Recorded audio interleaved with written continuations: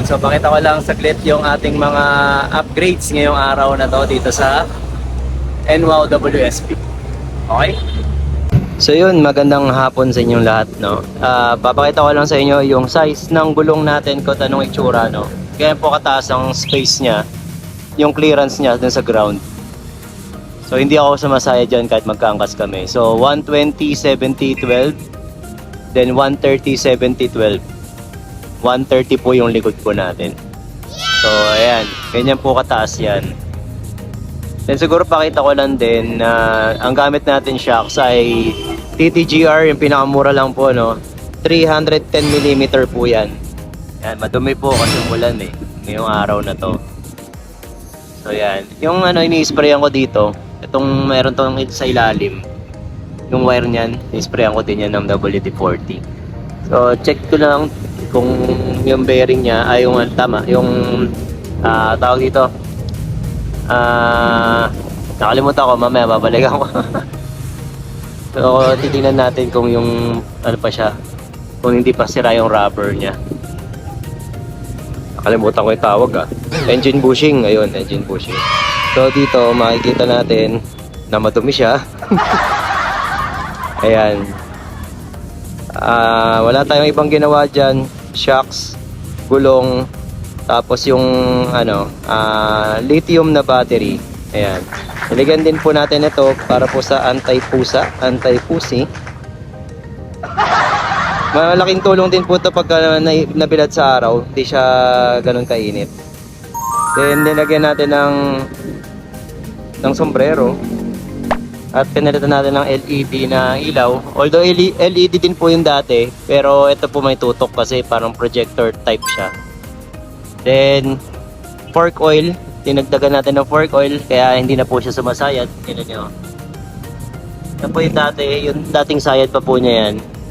So yun lang po, hindi na po lumaki, hindi na po nagasgasan na, hindi na siya parang naging nabawasan ng natapyas. Ayun. So yun, engine bushing po yung kanina. So ayun. So ito, may crack na rin po yung akin, no, kung nakikita nyo.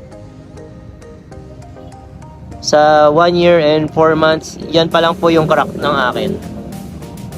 Tapos nagkaroon po ulit siya ng, dati po pinapalitan natin ng swing arm dahil po tumatama po ito. Ito, yan. Yan, tumatama po yan dito. Ayan, meron na naman, oh. Ayan.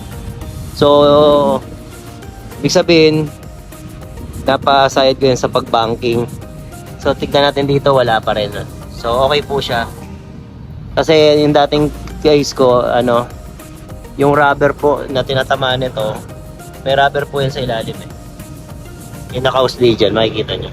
So, dito po tumatama yung rubber para hindi siya tumama. Ito, siya tumama to dito. Yan.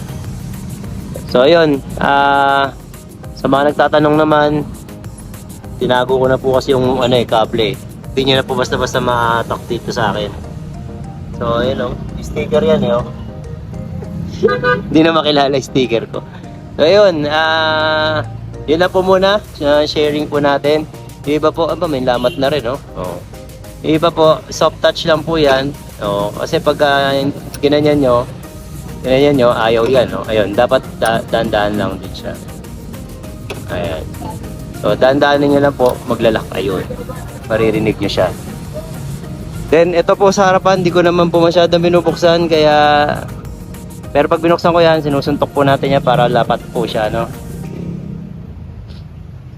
Then, WD-40, lagay po natin dito. Dumi na kagad ng kamay ko. Ayan. WD-40 spray. Dito pinapatakan ko lang po yan. Tapos laruin nyo lang po.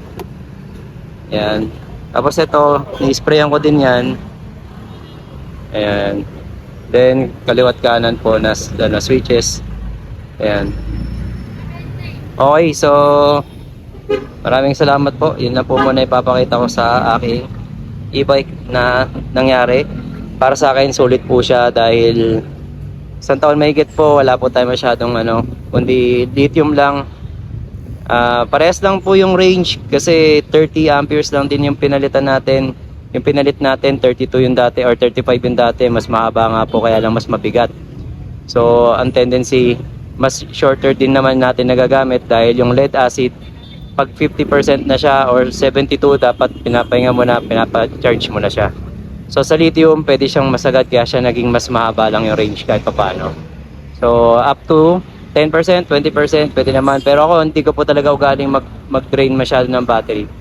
So, okay. So, yun lang po muna. Maraming salamat po.